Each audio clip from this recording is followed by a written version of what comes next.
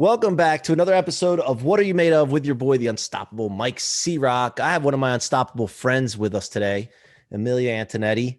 I met her on Clubhouse and, just so thankful, just like a lot of relationships that people have had over the last few months from that app. It's one of those culturally changing apps that was put out. I'm just so thankful that I've had the opportunity to meet Emilia, and I will welcome you to the show in a second, but I want to introduce you. She is one of the most sought after human behaviorists and conflict resolution experts in the world. For more than 25 years, she has dedicated her life to helping people and leaders through some of the most challenging and scariest parts of their lives. She has helped companies innovate, manage turnarounds, and set strategy for some of the most high profile clients in the music, sports, and entertainment industries. She is convinced you are 3 steps away from turning the impossible into the possible with actionable and measurable changes. Amelia, welcome to the show. Thank you. I'm so excited to hear. So excited to hear. Love it. Hey, look, I look forward to some guests. I look forward to all of them. So if any of them are listening, but you are one of the ones that I've looked forward to since I've met you. And I'm very glad to have you here. And I just want to express gratitude to you. Listen, every time I see your name flash up on Clubhouse, I'm like, woohoo, there he is. There he is. Yes, no, Thank you. I'm like a groupie fan. It has nothing to do with it, like the Italian last name, does it? Listen, La Familia is La Familia. We can't help it. We find each other. Yeah. Well, look, we start the show every day, every time with the question, what are you made of? So let's go ahead and get into it. Amelia, what are you made of? I think there are a couple of different things. I mean, I think resilience is probably at my foundation because I am beyond resilient, but just crazy tenacity. So I think that's definitely part of I would say my recipe of what makes an Amelia. I also have a huge heart. I always have. I've had a love for people from, I think the moment I got here. I've got huge compassion and empathy. And I think that's what's driven me to try to solve very complicated problems in a very quick and simple, easy manner. And I think that that's what led me into category disruption because I was just trying to solve problems. One of my core values is I won't make a bad person rich. I just won't. And so I think that goes to, what it is that I'm made of. And every time I have either another success or another failure, and I re-examine myself, it's funny how a lot of those ingredients have been with me since I was very, very, very little. And I love when people doubt me. I love when they think that I'm not going to surprise them because I'm like, if I'm in your life, you are going to go, whoa, what did you just do? At least once, right? And so I think that those are part of my ingredients. And I am a huge we person. And I think that's coming from that big Italian family. We think of the power of the collective. We think of in that we mentality. So being a CEO is very easy for me because I'm always thinking about my team. I really don't have any I in my world. Matter of fact, on my office, it says, we'll fire you for I. We don't even use the language because we know we win together and we fail together. So I think those are definitely some of those areas that makes me me. Love it, man. I'm going to dig deeper into that, of course, because I know there's more to it. But before we do that, you mentioned problem solving and that you can, solve conflict or I can't even think of the word now. It just slipped my mind. Complicated, complex things. Complicated. I was looking here, complicated problems, and you make them easy. But so how? What are the steps? Like, how do you approach attacking a problem? Well, I think that's where my human behavior training comes in, right? So I'm a human behaviorist. I try to remind people that they know me for my work and they know me as a CEO, and I'm very grateful for those titles. But my approach is always a very human approach, right? And because people are the ingredient of a success or a failure, right? It's not time, it's not money, it's not resources. People like to fill in the gap with a lot of those, other fancy smancy words. It's not, it's a human. It always comes down to a human. And so when I'm looking at a complex problem, I'm really examine the human that is leading that ship, right? Because Yep. any problem isn't that the CEO does not know, right? It's the CEO is choosing to either be in denial, right? Or not living in an awareness, right? But they are aware, right? It's that painful look when something's going wrong, whether you're a CEO or in your personal life, once that slippery slope starts, the natural instinct, the protective nature of a human is to pretend it's not that bad. It doesn't matter, right? But it starts, right? You're like, ooh, this is going to get really quick and fast, right? Where you go beyond the ability to get off that and stop that train. And so when I'm looking at a complex problem, it is always, I'm trying to look at where's the human dynamic here? Where is the gap in either the leadership and or the team and the employees, or the initiative and the directive versus the marketplace? Like, it always comes down to some humans incorrect perspective on what's really going on, even in like a marriage or a relationship. The problem is that they're not aligned, that they're what is going on, right? She thinks one thing's going on, he thinks something else is going along, and the marriage will continue to deteriorate until both people come together to at least lean into the other person's perspective, right? It doesn't have to be your perspective, but until you can see somebody else's perspective, you're treading water, and treading water is really a slow death. You're dying and you don't know it. Yeah. So we talk a lot about that with acknowledging, accepting, and enacting. And that's something that we always approach our business with, our relationships with. And that's been a huge thing for me, is for talking about setbacks and turn them into rocket fuel. And resiliency is not really a strong enough word. You said something about that. You said resiliency, but then you said that's like even more beyond that, right? What is a word that is better than resiliency? Because resiliency only gets you back to your original form, right? Nobody wants to do that. It's the bounce factor, right? Yeah. I bounce back from experiences that would level a full-grown man, like would take him out at the knees, right? And it makes me more feisty, right? I'm like, bring it on, right? Give me an example. Give me an example of that, though, because you said I want to hear something like that would take me out. And this, because you can't do that on my show. You can't just say that. No. Okay. I don't understand. I'm fully transparent. I'm a little slow. I decided to, I love diversity. I've always been a big person for having an eclectic mix of a team. I love it. It's like a big smorgasbord of great food. That's how I kind of see it. And so I brought somebody in that I really believed in. Originally from another country, found him working at like a car dealership. I'm like, dude, what did you do when you were back home, right? Brought him into the company, invested into a lot of development tools, ended up bringing his wife, his kids, and on EB5, all kinds of stuff. And he slowly stole from me $4,995 at a time, because I only signed checks over $5,000. And so I didn't see it. And I take full responsibility for it. But it was not just the $11 million, right? It also was having somebody in my inner circle who I cared about, that I considered family. You said 11 million? Yes. Yeah. Okay. And just want to make sure everybody heard that. Yeah. Well, but the reality is I would have given it to him, right? The reality is if he would have come to me, right?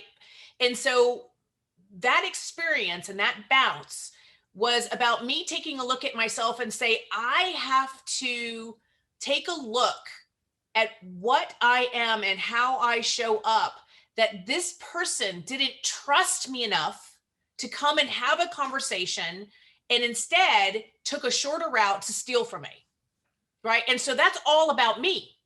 It's not about them. Yep. And so bouncing back to say, this isn't a one-off scenario, right? The reality about bouncing back is to examine where is the pattern, right? Because the way you do one thing is the way you do all things. And that's where the difficulty is, right? Taking full ownership and responsibility of where you are. And I had to say, okay, who else cannot come to me with these hard conversations? Where is this same pattern that I don't want to look at, right? Because I consider myself extremely approachable, very team oriented, very giving, right? But I'm like, well, that's the story I'm telling myself, because here's the evidence right here in front of me. Yep. There's $11 million of evidence that you didn't do it once, you did it twice. This is a repetitive behavior. And nowhere along the way was there enough of the relationship established where they said, this would probably really hurt her feelings if she found out, right? And so that was hard for me. It was very hard for me to come and go, why didn't you come to me? Like, what is it? Did you have the chance to talk to them? Oh, absolutely. Okay. Absolutely. Yeah. And I also had to make a decision whether I was going to press charges. Right. And so there's a lot of examining who I am and what kind of leader I am and what kind of person I am and what this was going to mean for me. And it was a huge reflection for me as a leader, as a mother, as a partner, as a wife, as a friend, as a daughter. And I realized that I needed to establish stronger communications. I needed to put different boundaries, guidelines around trust. And what I learned about myself was that trust for me is earned repeatedly. So just because right now you and I may have established trust, I'm going to test you again and again and again to make sure that it stays earned, not just by me, by you too, and that I earn it repeatedly from you.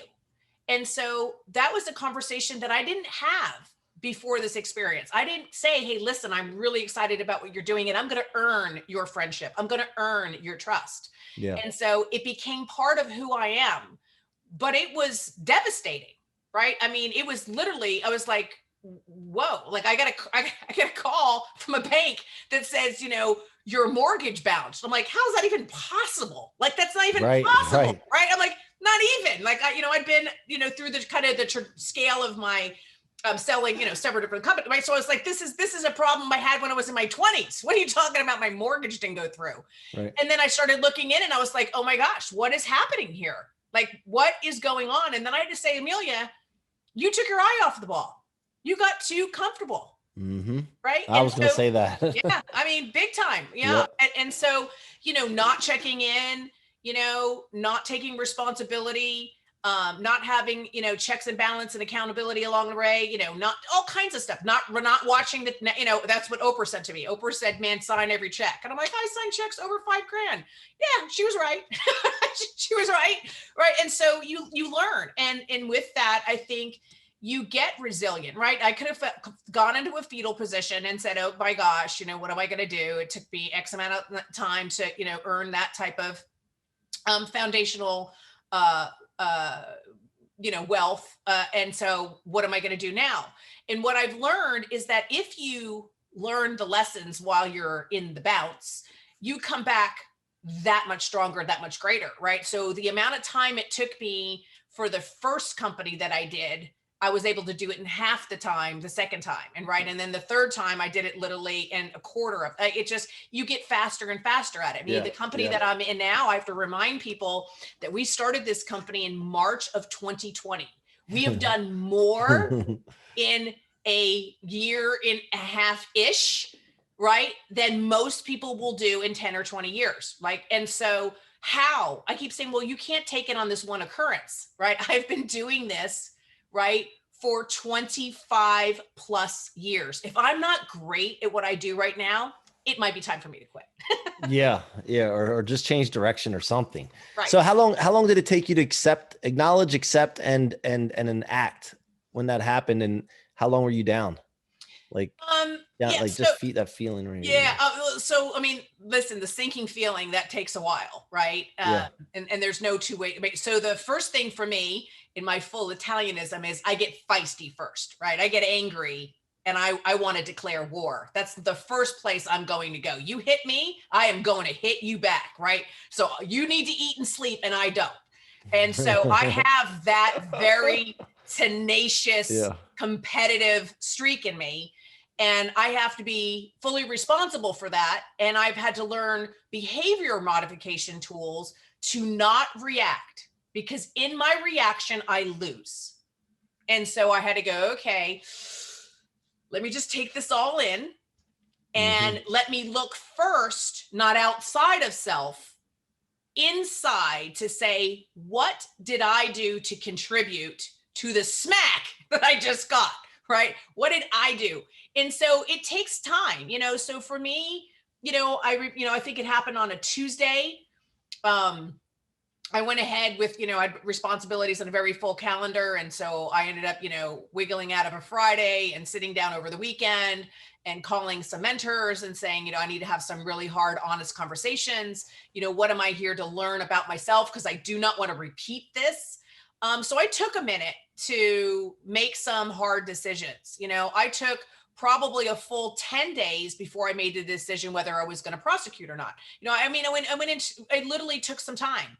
And then there was a healing process because I realized that I had trust issues, right? That my relationship with trust wasn't a healthy one, that it was a very immature, it was stunted, and that I needed to lean into being a full, responsible adult and change my relationship with trust, and then respect people enough to let them know what my boundaries were around trust and how they would or would not establish it with me, and to call it what it was.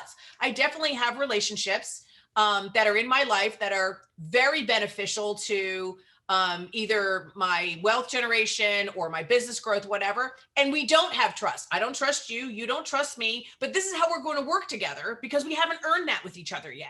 Right. And I'm okay with that because I'll just call the elephant right in the room and say, okay, think you're a great businessman, but I don't trust you farther than I can throw you. So let's just put it out there right now. Right. But that doesn't mean I can't learn from you. Right. And that misnomer of that I've got to like you in order to do business with you. No, I don't. All I got to do is tell you that I don't like you. Right. I just got to tell you.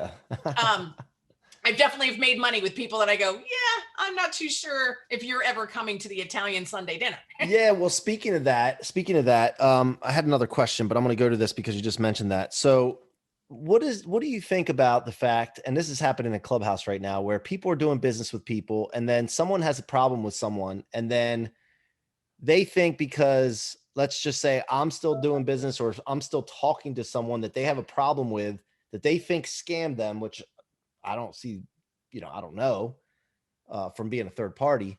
And then them saying that since I have influence, that I'm manipulating my followers by still talking to the person, which I don't know or have proof that they did anything wrong. You follow me? Mm-hmm. Yeah. We had this big discussion the other day in Clubhouse, and I'm not going to bring any names into it, of course, but they basically saying, and I'm a big boy, I can handle myself. I'm just getting your take on it. Yeah. That I'm being manipulative to my followers because I'm still talking to someone that they say scams people, which they don't even have 100% proof. Right. Well, I think it goes back to a behavioral discussion, right? Most of us have immature relationships, right? We have really not that much different relationships than we did in high school and college.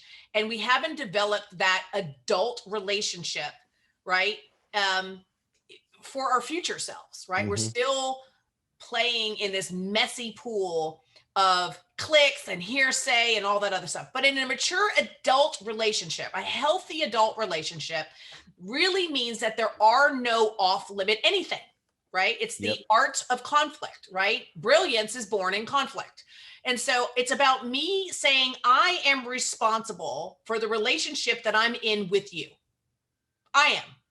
And I'm building that relationship with you based on what I see, what I hear, and what I experience.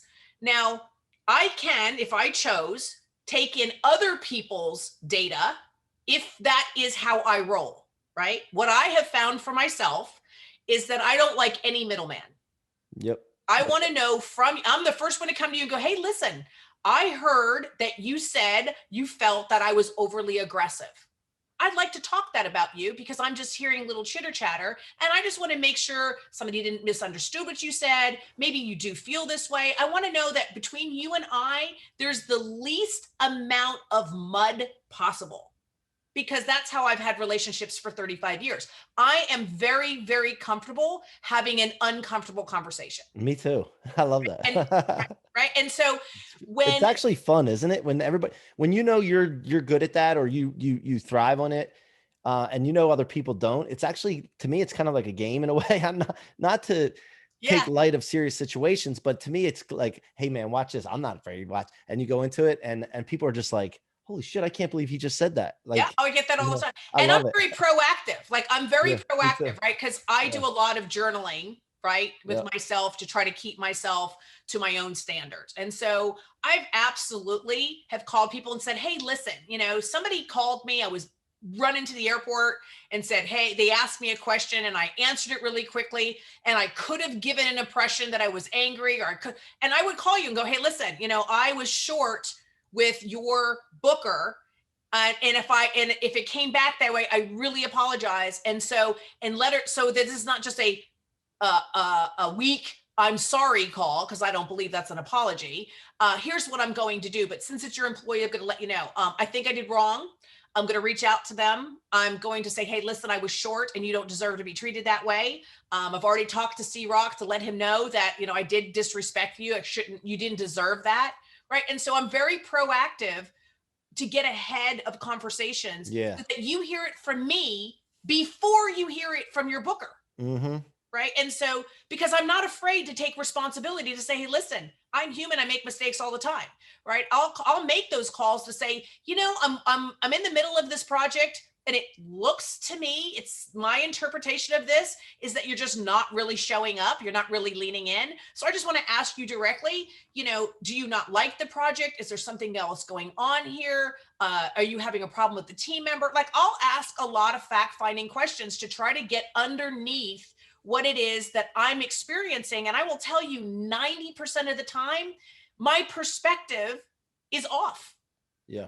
Completely off. What I think is happening is not what's happening. And I tell people that all the time. Something is always happening and it's not what you think.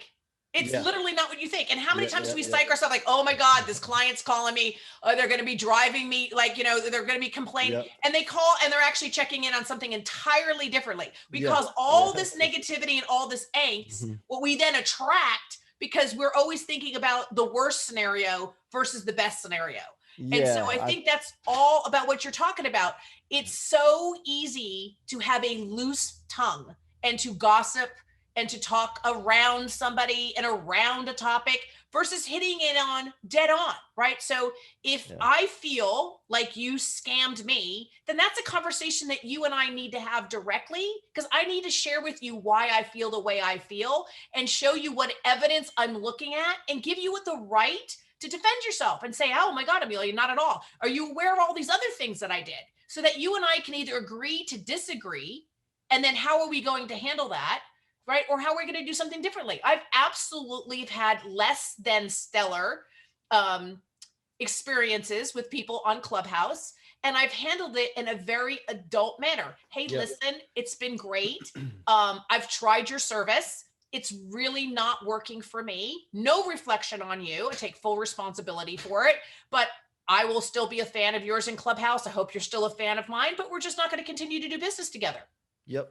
Yeah. And one of the things I said in that room that night when they were saying that is the 100% responsibility thing. I said, look, there's a problem in the whole universe where people don't take responsibility for things. And I think as a customer, you need, like you just said it, you just spelled it out. I don't know if you were in that room and you're listening to me, because I said, as a customer, I take it upon myself when I buy something. My job is to make the person I bought something from look good. That's the way I approach it, because that way, one, I'm justifying my purchase, but two, I have control. Yes. Nobody has control over me. Yeah. So I love that. I mean, I could go on for hours with you, and I know we're short on time here, but I wanted to ask you one more thing here before we go. Two things, actually. My final question and the one thing. When did you start, and how did you start to get involved with celebrities? And I know the Warren Buffett story, and how you met him, but how did you start to get involved with celebrities? And then how did you maintain those relationships and continue to help them? That's a great question. So first of all, I'm completely ignorant of celebrities, athletes, and musicians. Like, I can fall on them and not even realize who they are. Like, so if you're not a business mogul or a mad inventor or in the tech, like, I don't even know. Right. So my ignorance is definitely worked in my favor. I tell the story that I was really good. My brother-in-law had a Christmas party, and I was hanging around, and I became really good friends with a guy named John, and I was like, he's so awesome and he's so great. And my brother-in-law called me and he said, hey, listen, I know you're in Arizona this week, John's going to be there, let me hook you up. And I'm like, oh sure, that would be great, whatever, that's personable. I was like, great. Then I get this thing in my email, And I was like, looks like a ticket. I'm like, well, okay, I don't even know what I'm doing. I'm going to go to a place in Arizona. And I'm texting John. I'm like, hey, I'm here, whatever. And he's like, oh, come to the back door, da, da, da, da, da, da. And I'm talking now. I'm in the green room, right? I've been in a lot of those talking. And I'm like, oh my God. I'm like, I wonder who's playing. And he's like, you're kidding, right? And I'm like, what? He's like, I am. I'm like, you sing?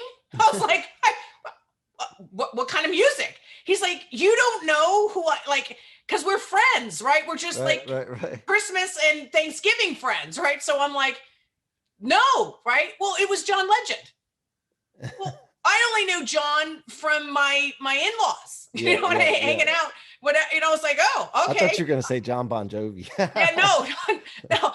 I had no idea, right? Literally no idea. And he was like, what do you live underneath a rock? And I'm like, I am so in primary focus of like what I'm doing at my task at hand that I miss a lot of the peripheral stuff. Like my kids always laugh. Like they're like, oh, mom, like, but this has happened. Like I was at the BET event. I'm at the BET event having a great time talking to somebody. And he's like, I'm a 2-time Super Bowl champion. And I'm like, sir, I haven't been to a Super Bowl in like 9 years. Who was that? Oh God, I can't even remember his name. I don't even remember his name. Yeah. And I'm just like I wouldn't know anyway. I grew up watching sports. And so like we'd go to the games and I'd just be like, all just wide-eyed and starstruck when I was a kid. But now I'm starting to meet obviously, celebrities and things. And it's not as big a deal anymore to me. It's just like it's still cool. But I get that starry-eyed over inventions and product disruptions. Like I'm going to get wide over going, oh my God, like this piece of technology is going to change. Like I'm not very human woohoo, right? I don't have any of those. I have experiential or intersections of people that I go woohoo about. Right. The party that we're having, right? We're bringing in a very eclectic, diverse mix of people who would never be in the same room. Like I'm excited about that because of the conversations, right? Because when would jazz and rap and Broadway and kind of indie and pop, when would they all be in the same room breaking bread? They wouldn't, right? Unless they're at my house, right? So I'm like, let me open up the doors and invite people into my world. Let me sniff around, check underneath the hood, take a look, right? Because success leaves clues. We say this all the time, right? I'm like, okay, come see my house here. Come see my house in Costa Rica. Come look, right? Come look. Come go look at my house in Arizona. Like, there's plenty of things for you to look at to say, here's the visibility of evidence that I may be living some aspect of a life that you want. But don't look at just the positive. Okay? Right. For everything that you see, I can show you the sacrifice or what it cost me, right? Because whatever you think is a shiny object, I will say, be perfectly clear that first big business that I sold, right? And I sold that to Ciorrocco, cost me my marriage. Let's not sugarcoat it. I tanked my marriage, right? And intentionally, right? I knew I was doing it and I didn't care because being a CEO and running my employees were more important. So when he came to me and said, hey, I don't see you, you're not around, I'm not on your priority list, I was like, yeah, you're not. You're right. I'm not, you're not. And you're not going to be on that list anytime soon because here's what I'm doing and I'm looking to sell the company and I have to hit the mile marks. And it was like, listen, maybe we just shouldn't be together. And I'm like, maybe you're right. Maybe you're right. Because I can't resent you for you wanting a wife. I am not focused on being a wife. I'm focused on being a CEO. And so we dissolved our marriage. And so I tell people because I made a choice. So I can't be angry at him for the choice that I was making. Right. Now, I'm not advising it. I'm not advising it at all. But I'm also saying that, the stepping stones that I've taken, each were decisions that I made. Some of those decisions were easier than others. And a lot of those decisions not only affected me, I now, in hindsight, realize how many other people it affected. Now, when you're younger, you can usually only think 1 or 2 steps around, right? But as you get older, you realize that you have a ripple effect and a Yeah. responsibility Yeah. far greater than Uh-huh. you're aware of. And so I try to be very transparent about my mistakes, right? Very transparent of where I literally planted my face onto the ground, like bam. Like when I screw up in a major way. Mm-hmm. And I tell people how I bounce back from it, but also I'm very keen about what it costs me, right? I have 4 kids, and you can see where I was in my career from the oldest to the youngest. You'd be like, oh, this is where she was in the daily grind and fighting her way, whatever. And you can see it in the different personalities of my kids, Yeah. right? And so I have to take responsibility for that. Mm-hmm. Yeah, like I said, I totally get it, man. You got to give up things to get things, and not everybody sees the whole story. I mean, that's why I bring people on the show, because the journey to success is often invisible. Listen, And listen, you and I both know this. I invite people, and I did this with Oprah, to follow me around. Literally, try 2 days. Just try 2 days, and at the end of 2 days, you'd be like, shit. Holy crap. Like that woman's got energy, right? And decision making. Like you really have to have your big boy pants on if you're going to keep up with me, because I can do it. I can do it.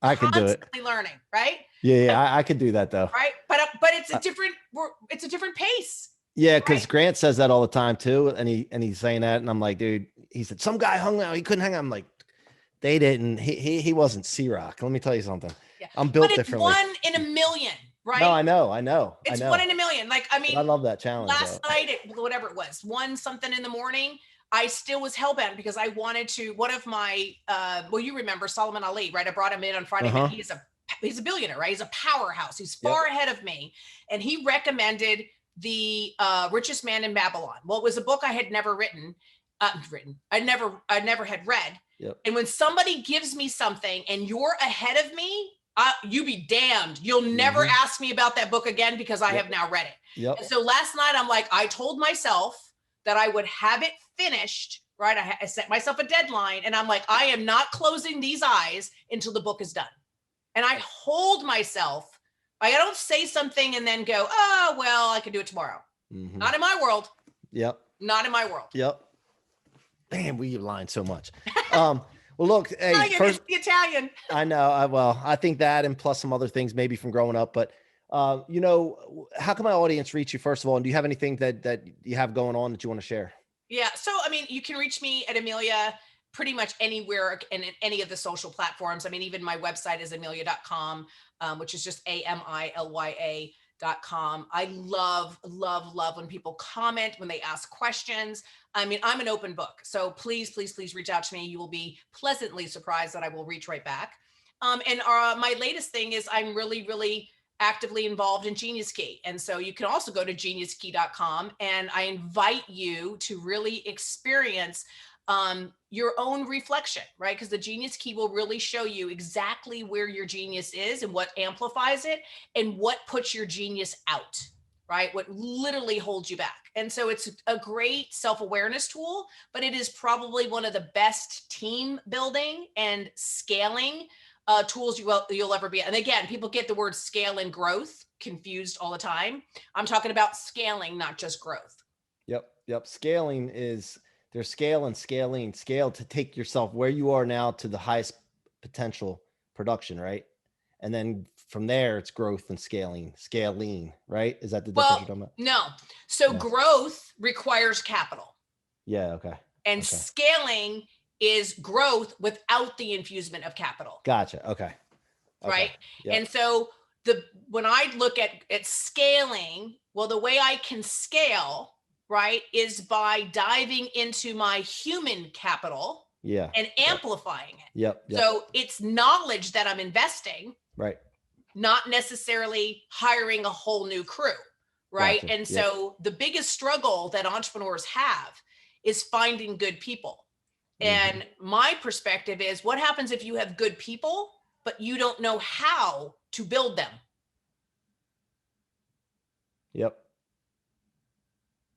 Exactly. So the genius key unlocks that, right? Because Yep. just like you and I just demonstrated, most people are not like us, right? And so when a CEO says, I'm looking to hire somebody like us, I laugh. I go, no, because we wouldn't work for anybody else. Yep. You're not looking for you. You're Yep. looking for somebody who's not like you. The That's why wall we of the can't lid. pick them, Yeah. right? Yeah. Yeah. Yeah. All right. Final question. By the way, they can reach you at amelia.com, right? That's the best way to reach you. That all your contact information is on there. Rocket Fuel Law. I wrote the book about this. It's all about turning setbacks, all the stuff that you just talked about, a lot of it, converting it into rocket fuel for your future to become unstoppable. But I also, after I wrote the book, I realized there's a line of demarcation at some point where your engine, it goes from a Ford Focus to a Lamborghini because of the knowledge, experience that you have, the everything that happens, your wisdom, right? Your engine starts to upgrade and you can't operate off of that fuel as good anymore. You need a higher octane fuel. So that line of demarcation, I'm going to have to figure out a name for it. You get past that and your new fuel is the things like Genius Key or like targets and goals and dreams that you put out there now, because you believe your belief lid's gone and you can pull yourself instead of being pushed by this other stuff. So what does that mean to you in 3 or 4 sentences? That Your tipping career point. going forward? Yeah. So, and it's very clear for me. So I come from a very dysfunctional, abusive childhood, right? So anything that you've ever read about that you're like, oh my God, that sucks. Put that in a nice little bag and shake it up, because I've got lots of those. And so I was emancipated at 15. And what I will tell you is that 0 from 15 made me angry, bitter, and resentful, with a huge chip on my shoulder, which was my rocket fuel that really fueled me into all different types of successes during my 20s and I would say early 30s, because I was going to outwork you, but I was really angry at you. I was angry and I used that anger to build companies. Mm-hmm. Now, what had happened as I dove into more of my own healing, my own responsibility, my own change of perspective on that's actually, all of that has been my greatest gifts. I leaned into forgiveness and empathy and all kinds of stuff in my early 30s. That is what then the momentum shifted for me. It wasn't being fueled by anger and fueled by just the feistiness of I'll get there before you because I can kind of attitude. Mm-hmm. And it started to, the world started to pull me up because I was more aligned with what's the outcome, what's the intention, how do I want to show up, how do I learn to love you in a way that you can receive it, how do I support you, how can I serve. Well, that wasn't any part of my language, right, until I became in my really early 30s. And the more I leaned into it and the more I really truly release the I'm going to do something for you and kind of hoping back here you do something for me, which is still keeping score. It's practice. It's practice of these skills to really kind of let go and let be for full acceptance that I can accept you exactly where you are, exactly where you are. Right. And I need you to give me the same respect to know that I'm a work in development. I'm doing the best that I can. I'm improving every single day, but I want you to help me become a better human. And the way we do that is by having this healthy adult communication, even on difficult conversations. And I think that's why I've had relationships for so long. But that's the shift that you're talking about. Is the first part of my life was to prove to you I could. And this part of my life is really to contribute more before you throw dirt on me, so that I actually have made a difference with my life. Love it. Great answer. Great answer. You guys go check Emilia Antonetti out. She is just a masterpiece. And I'm so thankful that you're on the show today. Thank you for your friendship. And again, I look forward to working with you here in the future. Guys, you've been listening to the What Are You Made Of podcast with your boy, Mike C-Roc, and the unstoppable Emilia Antonetti. Thank you for listening. Go subscribe on your favorite podcast platform and check out these on YouTube, Mike C-Roc, Ciorrocco. You can watch these instead of listen if you like. And until next time, be unstoppable.